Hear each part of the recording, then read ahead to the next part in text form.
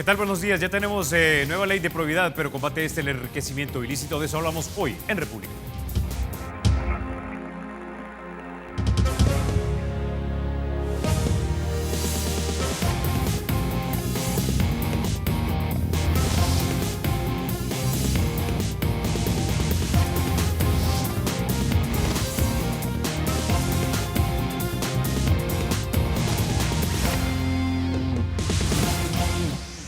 Bueno, si los hombres fueran ángeles, no necesitaríamos gobierno. Un gobierno se constituye reconociendo que delegamos ciertos derechos a un ente mayor que los protege y que nos representa.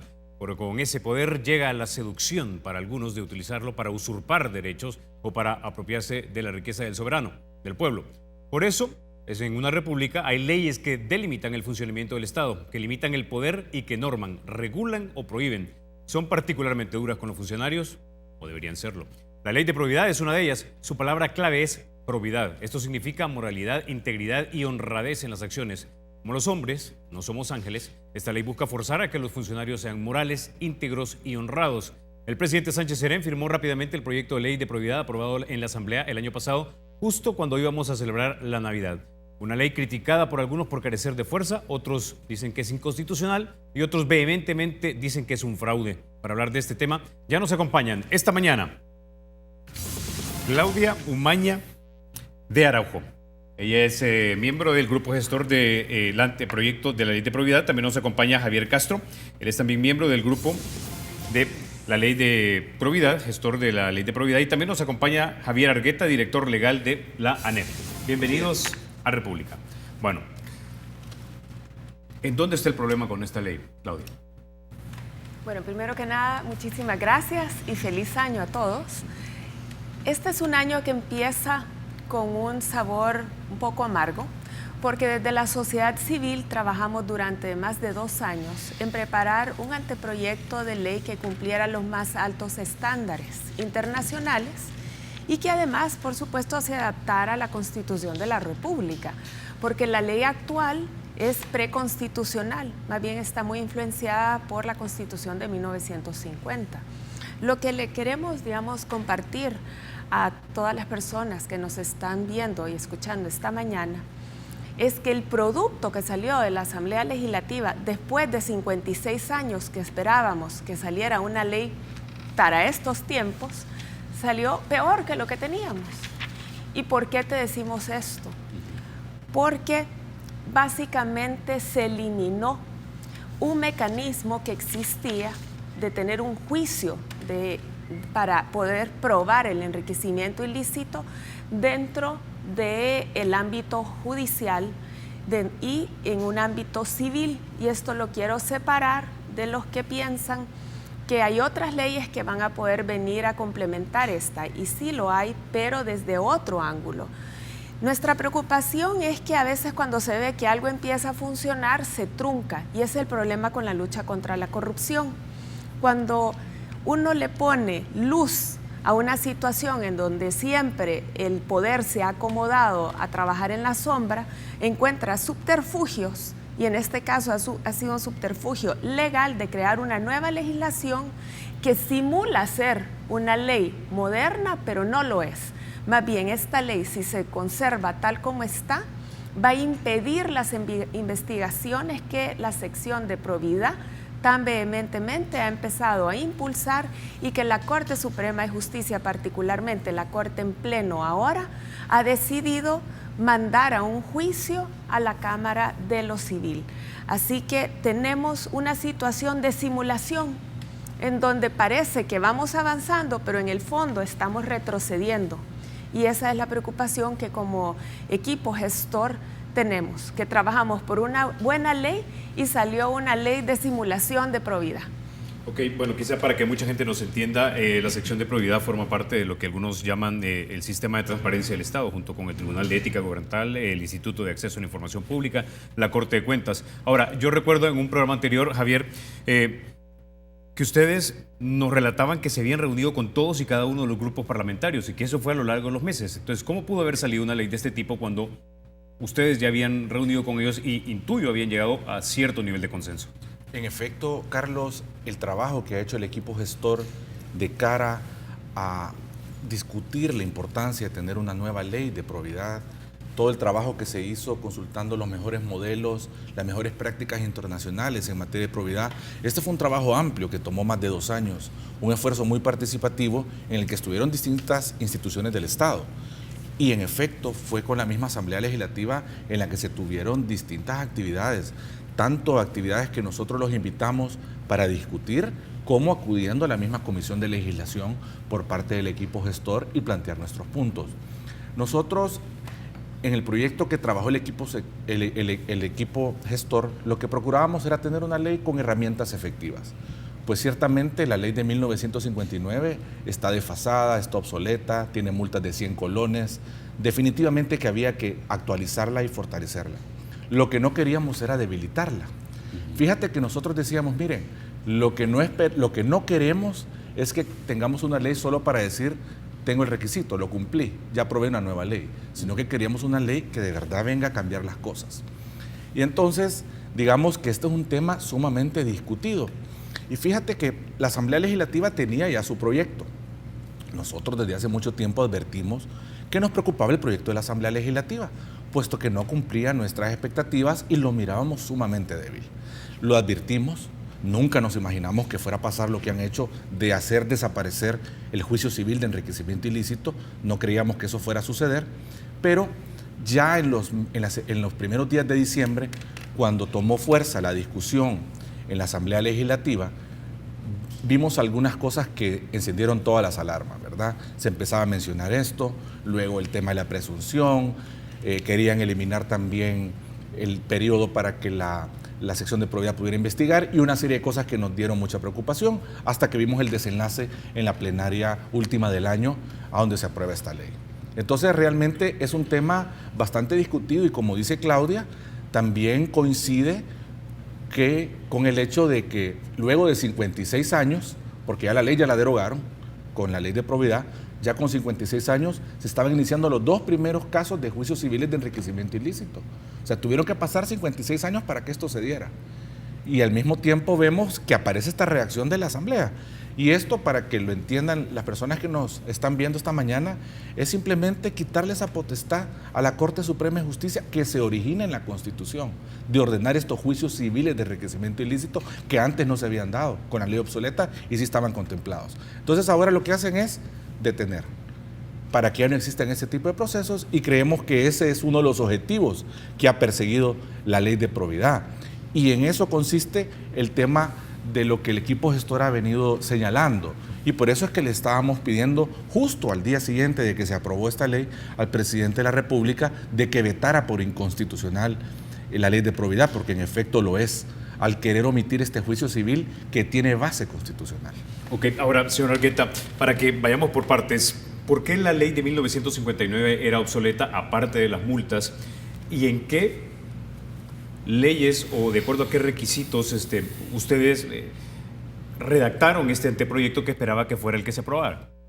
Bueno, tal vez es importante hacer un mapeo constitucional, digamos, para ubicarnos en lo que está pasando y contestar estas preguntas.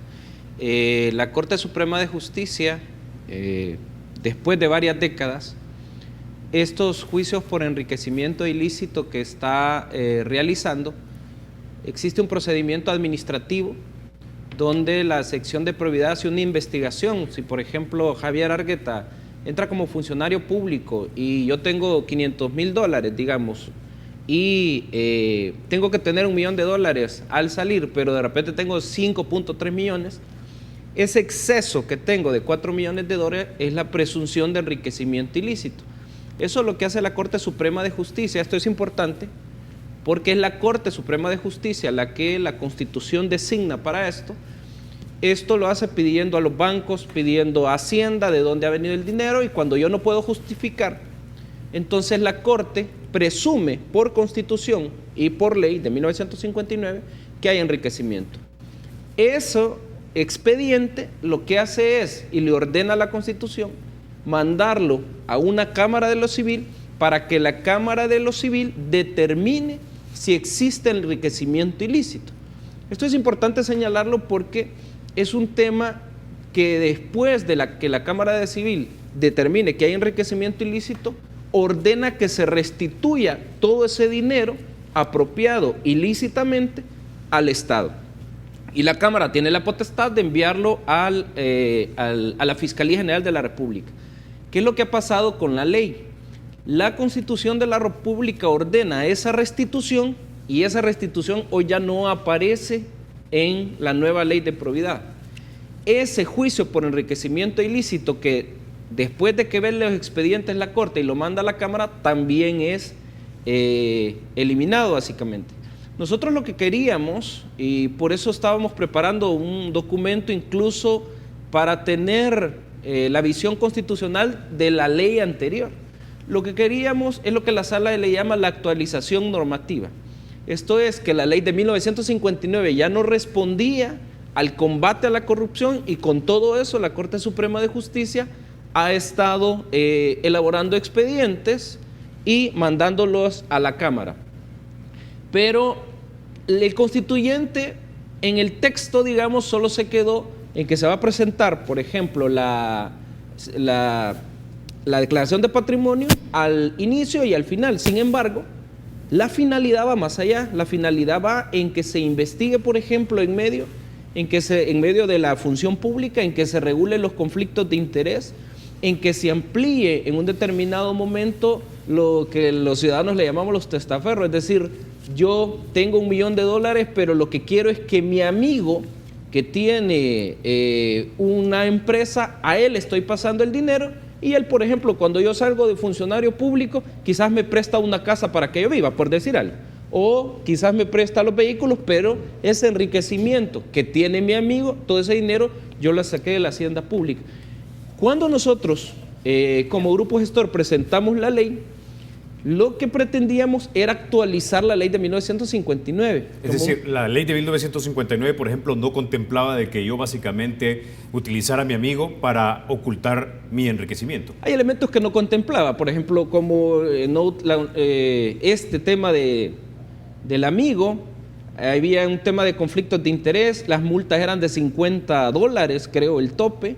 Es decir, es una ley que la Corte Suprema de Justicia la está estirando o la estaba estirando hasta el 23 de diciembre, de tal forma que los ciudadanos necesitábamos otra ley más fuerte, más vigorosa para combatir, y lo que salió, podemos decirlo para entender en el tiempo, si necesitábamos actualizar una ley de 1959, lo que hizo la Asamblea es sacar una ley de 1900, por decir algo. Retrocedemos tanto que al final eliminamos potestades que hoy la Corte está estirando y las estaba estirando, pero hoy ya no las puede estirar porque se las eliminaron. Y entonces hay un artículo que comprueba el fraude constitucional, como hemos venido diciendo. Hay un artículo que los diputados dijeron, miren, todos los expedientes van a continuar con la anterior ley, es decir, van a establecer el enriquecimiento ilícito solo aquellos expedientes que hayan enviado a la Cámara. O sea que son 2. Eso quiere decir que todos los expedientes que están en la Corte Suprema de Justicia listos para enviarlos a la Cámara y que la Cámara determine que hay enriquecimiento ilícito, los diputados que votaron por esa ley dijeron no, esos ya no se van a tocar. Ese es el fraude, esa es la apariencia de regulación, es lo que le llamamos nosotros, la Sala de lo Constitucional, la regulación deficiente, y eso es lo que hoy le vamos a presentar a la sala y decirle, mire, aquí hay un fraude que no solamente daña las potestades de la Corte, sino que daña a todos los ciudadanos. Y ojo, como se lo comentaba ayer a alguien, no es que la ley no tiene dientes, no, la ley blinda a los corruptos. La ley les da un ropaje a los corruptos de no te toquen.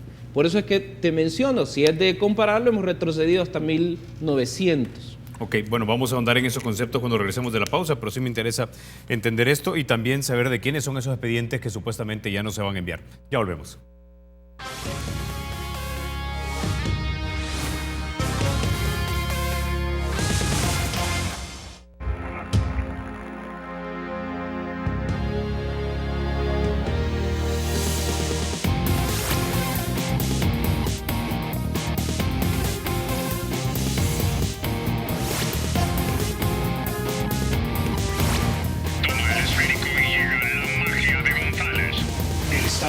Será siempre libre e independiente. no será jamás el patrimonio de ninguna familia ni persona.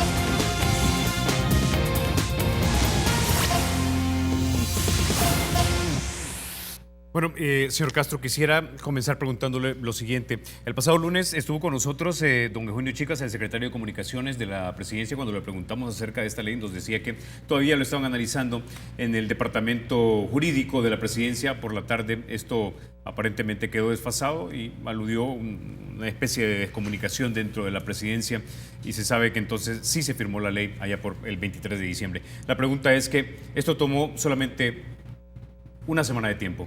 ¿Es esto algo normal, regular? Sí llama la atención, Carlos, la forma expedita con la que este decreto fue sancionado y mandado a publicar. Creo que lo que se perseguía era que surtiera efectos cuanto antes y querer detener el trabajo que estaba realizando la Corte Suprema de Justicia a través de la sección de probidad y la Corte Plena. Nosotros lamentamos que el presidente de la República haya sancionado y mandado a publicar este decreto contra el clamor de la ciudadanía pidiéndole un veto. Creemos que era una buena oportunidad para mandar un mensaje contundente que se está a favor de combatir la corrupción y el enriquecimiento ilícito, pero creo que el mensaje que se nos ha dado es el contrario. Con las declaraciones que se dieron acá en la entrevista por el secretario Chicas, nosotros lamentamos pues porque se dio una situación de desinformación. Por una parte, después lo salió corrigiendo, pero en efecto nosotros teníamos el conteo de los días y según nuestros cálculos, ahora 7 era cuando terminaba el plazo, y al no ver que nada llegaba a la Asamblea Legislativa, nos empezamos a preocupar y se creó un equipo jurídico que empezó a trabajar en una demanda de inconstitucionalidad, pensar en los argumentos jurídicos que se podían establecer, y fue así como nos adelantamos. Y es por ello que este día acudiremos a la Sala de lo Constitucional, a la Corte Suprema de Justicia, a presentar una demanda de inconstitucionalidad. Creo que es la vía institucional que como ciudadanos tenemos cuando se da un abuso en derechos constitucionales. Y quisiera citar, fíjate, un antecedente que se dio en un caso similar, y siempre con leyes relativas a temas de transparencia y lucha contra la corrupción. Recuérdate que lo mismo sucedió con el reglamento de la Ley de Acceso a la Información Pública, hace algunos años, que era un reglamento que tenía disposiciones abiertamente inconstitucionales.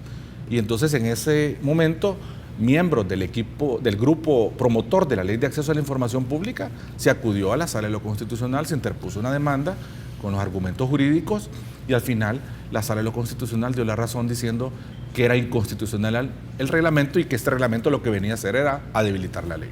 Entonces ya hay antecedentes de situaciones similares y es por eso que ahora este equipo gestor acudimos a la Sala de lo Constitucional a presentar la demanda de inconstitucionalidad. Claudia, en Estados Unidos tienen un dicho, dicen que cuando el Congreso manda a fabricar unas esposas o unas chuchas, se queda con las llaves. La pregunta es si esta firma express es un error honesto o una intención deliberada de no llegar a transparentar las acciones del Estado. Para nosotros es difícil especular, pero cuando uno va atando una secuencia de hechos, puede llegar a una conclusión bastante evidente. Y es que este tipo de leyes, tanto la Ley de Acceso a la Información como esta Ley de Probidad, causa mucho escozor, le molesta a los políticos porque son leyes incómodas. ¿Quién quiere que le estén auditando todo su patrimonio? Yo te cuento algo, llenar una declaración de patrimonio es difícil, porque tú tienes ahí que incluir todo tu patrimonio, el patrimonio de tus familiares cercanos, tanto los bienes muebles, los inmuebles. Nosotros además queríamos que se incluyera el tema de conflictos de interés, es decir, aquellos aspectos no solo materiales, también subjetivos, que tienden a influenciar a las personas que cuando lleguen al cargo público los puedan cooptar, que algunas personas puedan decir, bueno, ¿te acuerdas del favor que te di? O cuando te presté tal cosa, ahora me gustaría cobrármelo. Y eso pasa en El Salvador y en todos lados del mundo. Pero por eso es que lo que se trata con estas leyes es de ponerle freno a la corrupción. Fíjate tú que si a lo largo de 2 años hablamos de este anteproyecto, Fuimos muchas veces a la Asamblea Legislativa. Se hicieron cuadros comparativos de la diferente normativa. Se decía cuáles eran los beneficios, cuáles eran los estándares internacionales. Pero a todo esto, en esencia, nunca había funcionado la ley de hace 56 años. Entonces nosotros hasta cierto punto inocentemente veníamos como, solo hay que modernizarla. Pero de repente empieza a salir un tema que era de realidad política, y la Corte Suprema de Justicia dio un comunicado que todos leímos, y yo voy a leer algún pequeño texto, y dice la Corte: en pleno que existían indicios suficientes de enriquecimiento ilícito de 2 exfuncionarios públicos.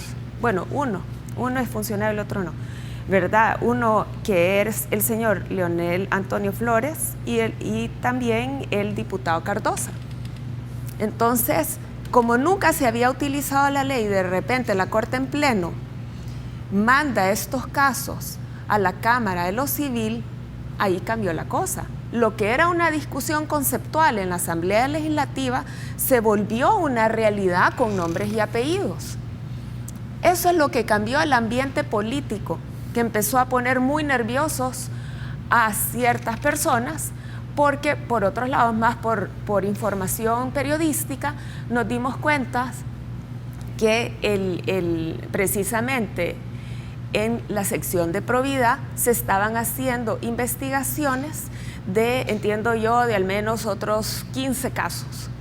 Desconozco los nombres de los otros. Han habido especulaciones que hay ahí también indicios que se están haciendo análisis de expresidentes, pero lo que sí es cierto es que de qué sirve una sección de probidad si no puede hacer ese análisis de inicio y de cierre de lo que puede ser un enriquecimiento. Y es que cuando un funcionario llega al inicio de su cargo, pues tiene que poner a disposición, abrir sus libros y poner a disposición de la ciudadanía cuál es su patrimonio y rendir cuentas al final. Pero esto es lo más básico de la democracia. ¿Por qué? Porque uno llega a servir al Estado, llega para trabajar por el interés de todos los salvadoreños, del pueblo salvadoreño. Pero si uno llega a un cargo público para enriquecer sus bolsillos o los de su familia, se distorsiona la función pública. Y por supuesto que tenemos el gravísimo problema que, como podemos ver, los salvadoreños, ¿cuáles son los 2 problemas más imperantes del país?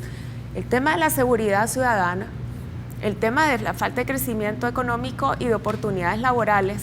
Tenemos unos recursos muy, muy escasos, y la corrupción mata. Cuando no hay medicinas en los hospitales, cuando tenemos tantos problemas de inseguridad, y a veces los policías sin gasolina, los policías sin vehículos, sin el equipo necesario. Entonces, ¿para qué necesitamos que la plata vaya para el bolsillo de un funcionario en específico cuando las necesidades del país son tan grandes? Bueno, de hecho, en 2 periódicos digitales, el Faro y el Diario1.com, de los colegas, hay diputados señalados por enriquecimiento. No dicen que es ilícito, simplemente se enriquecieron, obviamente, del PCN, del FMLN y también de Arena. Pero los 3 de los casos más sonados, tengo entendido, están de los expresidentes Flores, Saca, Funes y del expresidente Reyes de la Asamblea. Es decir, hay básicamente para todos. No es partidario esto. La pregunta es si voy a recurrir al concepto de espíritu de cuerpo, señor Argueta. ¿Será que esta ley es una ley de autoprotección de toda la clase política? Sí, sin duda alguna. Yo no creo que todos los diputados que tuvieron en la comisión y que posiblemente votaron por la ley tengan la intención de blindar a aquellos funcionarios que la Corte está lista para mandarlos quizás a la Cámara para el enriquecimiento ilícito. Pero por la percepción jurídica constitucional que nosotros tenemos, hemos verificado, y así se lo decimos a la Sala de lo Constitucional, que esta ley es una norma de apariencia. Es una norma que pretende aparentar una regulación del 240, pero que se vuelve lo que se llama una regulación deficiente, y la regulación deficiente trae como consecuencia la anulación de la eficacia de la ley. ¿Qué significa esto? De que la ley no va a funcionar para lo que se pretende, para el enriquecimiento ilícito. Porque explico rápido qué es lo que mandata la Constitución. La Constitución hace 4 mandatos en el artículo 240. 1, que exista un juicio por enriquecimiento ilícito en el inciso 4. 2, que después de que exista el juicio y se determine que hay enriquecimiento ilícito, eso se restituya al Estado. 3, que haya sanciones en caso de no presentar las declaraciones de probidad, eso sí está regulado. Y habla la Constitución de un concepto, de una definición del concepto de enriquecimiento ilícito, que es la presunción. De los 4 mandatos han regulado 2 únicamente, pero básicamente dejaron afuera lo que daña o elimina la corrupción, que es el juicio por enriquecimiento y que es la restitución al Estado. Claudia mencionaba al inicio que se pretende que exista otra ley como la ley de extinción de dominios que no encaja aquí. Te quiero comentar básicamente que la ley de extinción de dominio a quien habilita es al fiscal general de la República.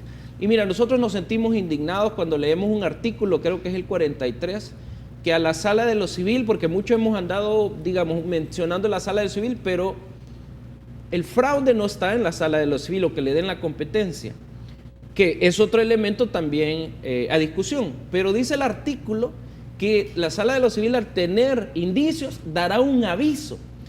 El aviso jurídicamente o penalmente lo podemos hacer cualquier salvadoreño. Eso lo establece el 264 del Código Procesal Penal, si no me equivoco. Es decir, ni siquiera se le dio la seriedad que si fuera la sala de lo civil, monte un expediente o una denuncia y lo presente al fiscal, ¿verdad? Aunque eliminan que sea la Cámara, pero no tuvieron ni la seriedad de decir, mire, arme una denuncia y preséntela con todo al fiscal, sino que dé un simple aviso. Eso sí parece de que lo que se quiere en burla a los salvadoreños, porque no es en burla a la Corte Suprema de Justicia. A mí me gusta este concepto que se saca acá, que es república, concepto romano, que es la cosa pública. Entonces lo que no han entendido muchos es que el tema del enriquecimiento ilícito no es de la Corte, no es de un órgano fundamental, es de todos los ciudadanos que hoy vamos a acudir a la sala, y sin duda alguna, jurídica, constitucionalmente, pareciera que sí se están blindando a los corruptos y a todos estos expedientes que hay que aclarar no se van a detener. Sean expresidentes, se escuchan los nombres de 3 expresidentes, el caso del presidente Funes, pues si el expediente de él está ahí, o si, como se ha dicho, se ha utilizado algunos amigos para repartir ese dinero, pues él tendrá la oportunidad de defenderse, como el presidente Saca, como el presidente Flores, de igual manera. Pero los expedientes que vayan a la Cámara, no lo dudes, no se van a detener, porque la sociedad no lo vamos a dejar. Entonces, señor Castro, sí suena realmente, después de escuchar los argumentos legales, que es una ley de autoprotección de la clase política. Yo creo que cuando se vio que aún con una ley obsoleta de 1959, pero cuando hay voluntad, fíjate, se pueden tener estas consecuencias de que uno ve como ciudadanos cómo se empiezan a funcionar las instituciones para detener este tipo de acciones con estos 2 procesos que se iniciaron. Creo que eso generó mucho temor, porque imagínate, si con una ley obsoleta se estaba haciendo todo eso, ¿qué habrán pensado con una ley como la que estaba promoviendo el equipo gestor? Con herramientas efectivas, con otro tipo de andamiaje jurídico, con sanciones drásticas y una serie de cosas. Creo que eso generó mucha preocupación. Entonces, pero la reacción que se obtuvo de parte de la Asamblea no solo fue decir no aprobemos esta ley, sino que generar el retroceso y ponernos en una situación peor que la que teníamos antes de 1959 con esa ley. Bueno, Claudia, antes de irnos a la pausa, quiero preguntarte, este proyecto de ley que ustedes trabajaron estaba basado, tengo entendido, en preceptos legales o recomendaciones que la misma Organización de los Estados Americanos apoyaba, fundamentaba o sustentaba. Correcto.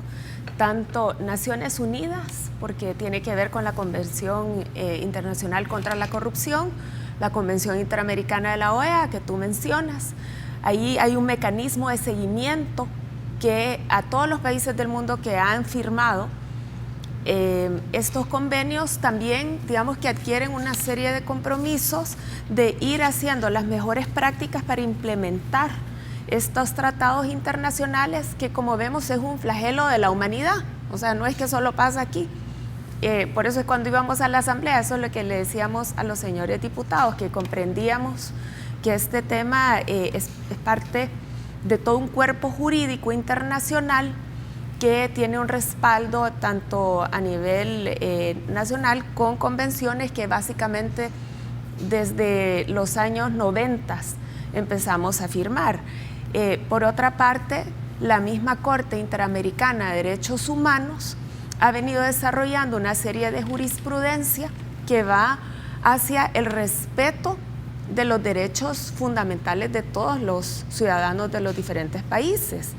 Y todos tenemos derecho a que los fondos del Estado se manejen con probidad, con eficiencia, porque lo que nosotros vemos es que este tipo de leyes, en el fondo, lo que buscan es la ineficiencia del sistema para perseguir la corrupción y que al final eso se traduce en que hay menos dinero para gastar en los proyectos de país. Así que a nivel internacional se buscan una serie de cortapisas. Y debo decir que como sociedad civil estamos muy activos en todos los foros, porque también hay mecanismos más de vigilancia hacia, por decirte, hacia municipios, hacia el Estado en general. Y como diferentes entidades que estamos en el tema de transparencia, tratamos de seguir las mejores prácticas y por eso también tenemos redes que nos ayudan a saber qué prácticas más favorables en la lucha contra la corrupción se están dando en el hemisferio. Así como, por ejemplo, por años hemos estado muy pendientes de lo que es una red precisamente de acceso a la información, libertad de expresión, que ayuda a ir conociendo, bueno, por ejemplo, te quiero comentar, en Chile hay toda una nueva legislación alrededor de la ley de probidad, del tema de conflicto de intereses, porque aquí se ve como algo muy novedoso, pero la pura verdad es que en otros países ya hay camino recorrido. Lo que buscaba este equipo gestor es que no tengamos que recorrer ese camino sin parámetros bastante específicos. Y lo que traíamos a la mesa eran ejemplos de legislaciones que podían inspirarnos para cortar el paso, para ir a la modernidad. Pero como vemos, en el lugar de avanzar, retrocedimos y lo que hace es que nuestro trabajo como fundaciones y asociaciones que estamos trabajando en el tema de transparencia, pues sea uno de más largo aliento. Ok, con eso ya nos quedamos. Vamos a la pausa. Cuando regresemos hablamos específicamente de las razones que se van a argumentar frente a la Corte Suprema de Justicia en el recurso que se va a interponer. Ya volvemos.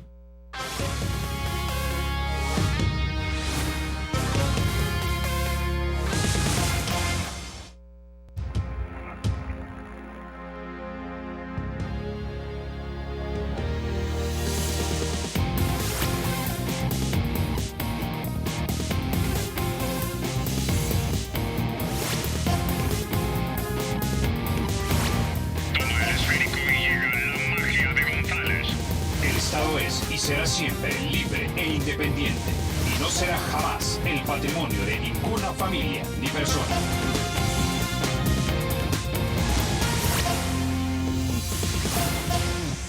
Bueno, señor Raqueta, hay algo que no entiendo. En esta demanda de inconstitucionalidad que ustedes van a interponer, si se ha eliminado en la ley la facultad de que se haga un juicio en la Cámara de lo Civil, pero la Constitución lo manda, ¿por qué debería ser necesario que esté en la ley si la Constitución es la norma mayor?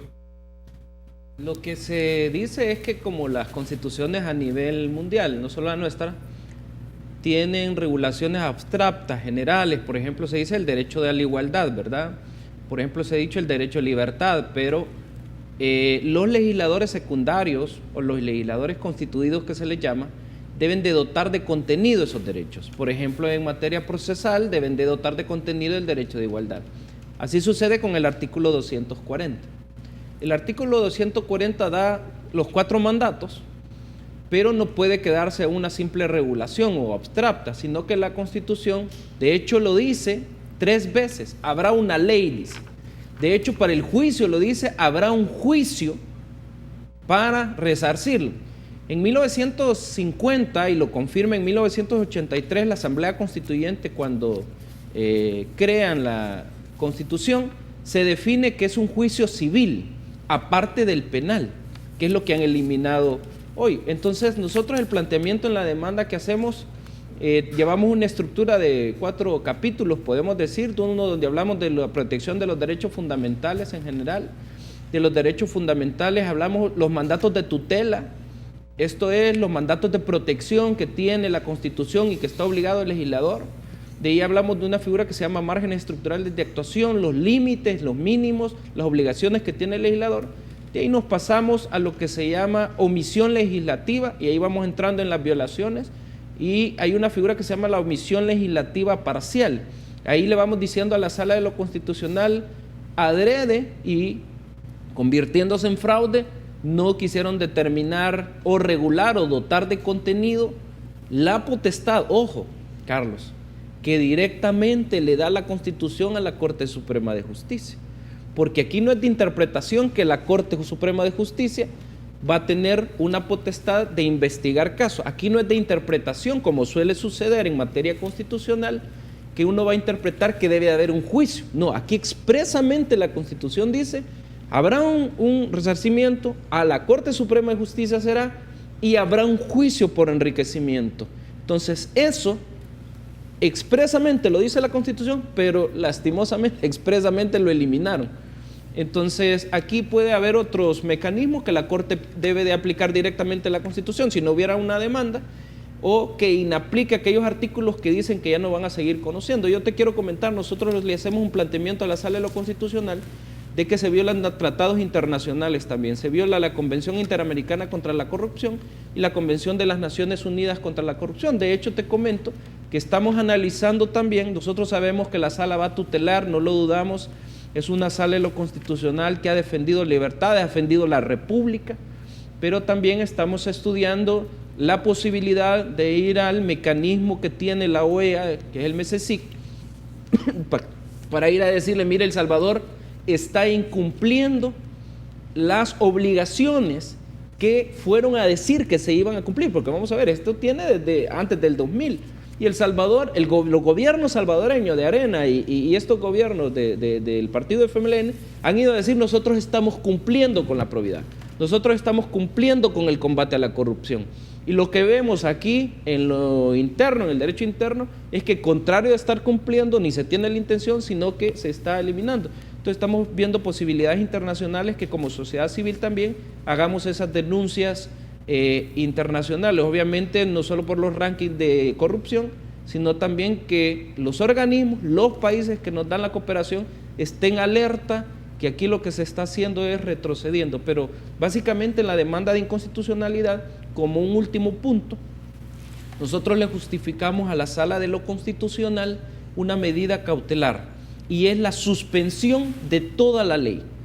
Esto es importante decirlo porque no pedimos suspensión de artículos en específico, como por ejemplo el 49, que es el que dice que ya no se van a poder tramitar los juicios, básicamente, sino que le decimos a la Sala, mire, si bien es cierto, hay regulaciones, si bien es cierto, hay cumplimientos a medias, hay cumplimientos disfrazados, pero esos cumplimientos tienen que ser en su totalidad el 240. El 240 no se puede cumplir a medios. Por tanto, el fraude es que tratan de regular un aspecto, pero al no regular los esenciales, es ineficaz la ley. Es decir, no se va a poder combatir la Corte Suprema de Justicia, que es la obligada, el tema de los enriquecimientos ilícitos. Por tanto, le pedimos a la Sala, que nosotros esperamos que la tutela sea pronta, que la respuesta sea pronta, que suspenda los efectos de la ley y que continúen los juicios con lastimosamente, tristemente,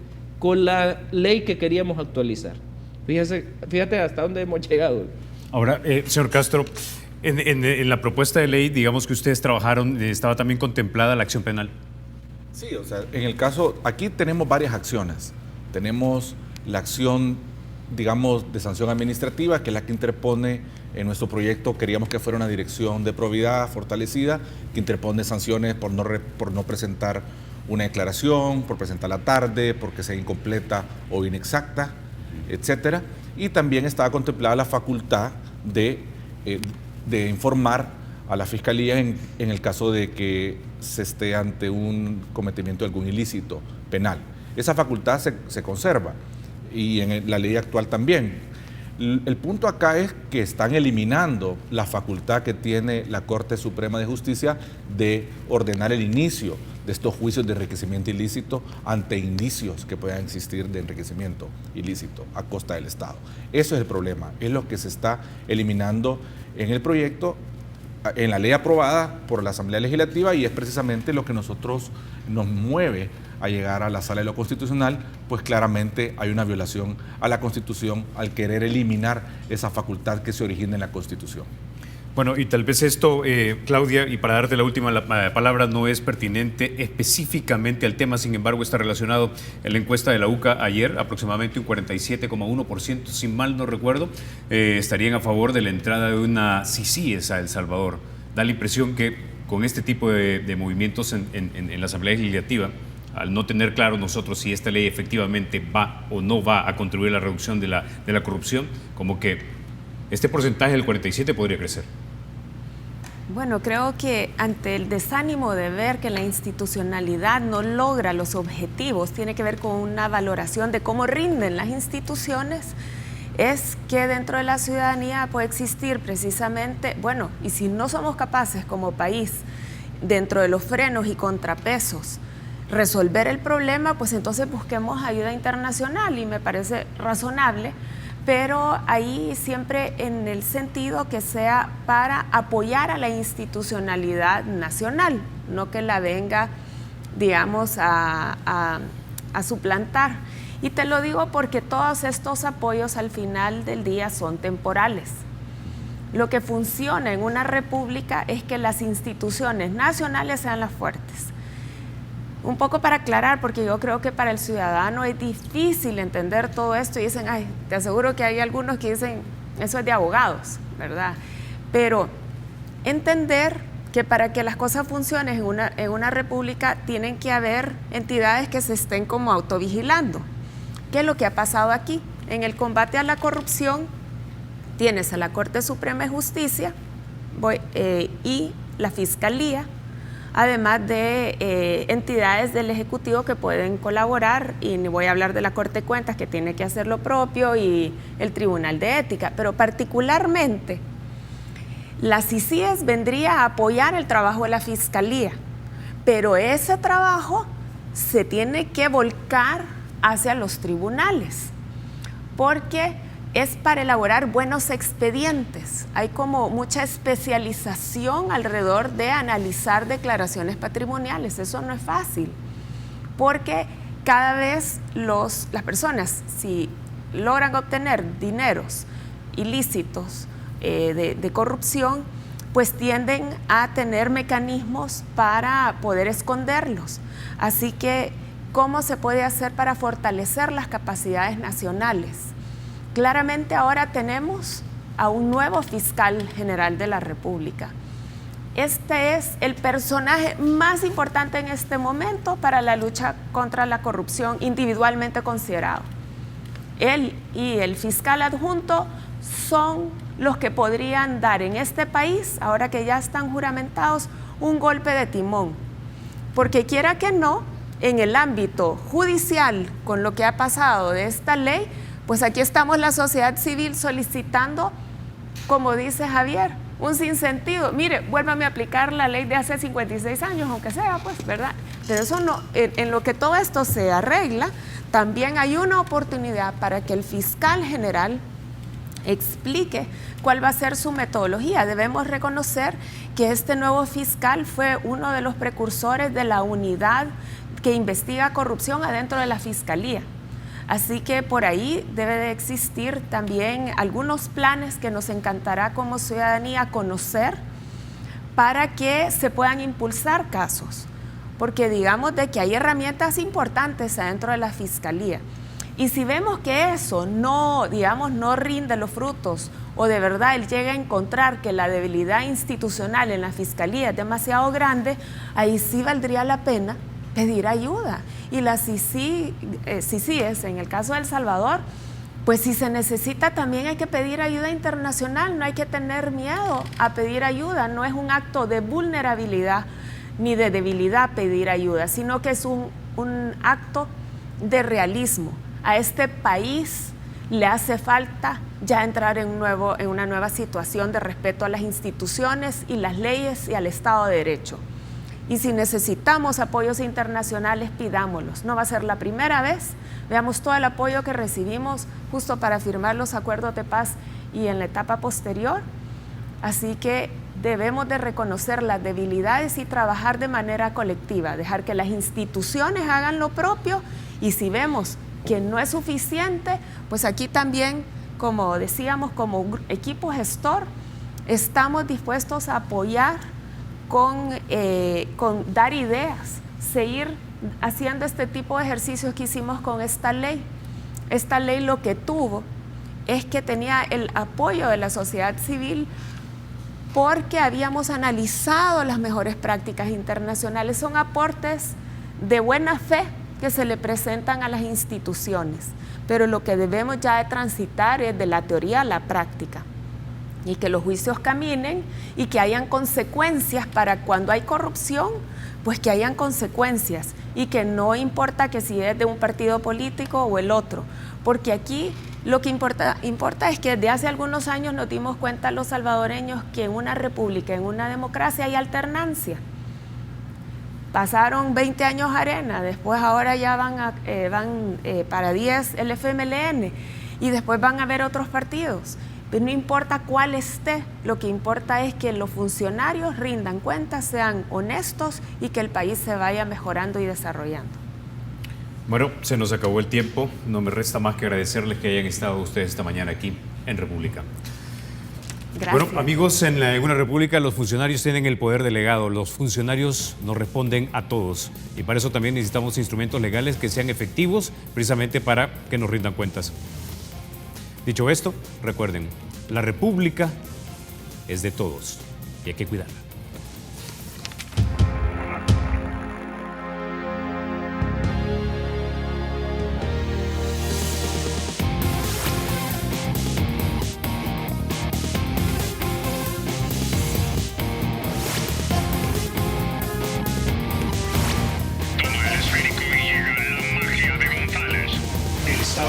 Será siempre libre e independiente y no será jamás el patrimonio de ninguna familia ni persona.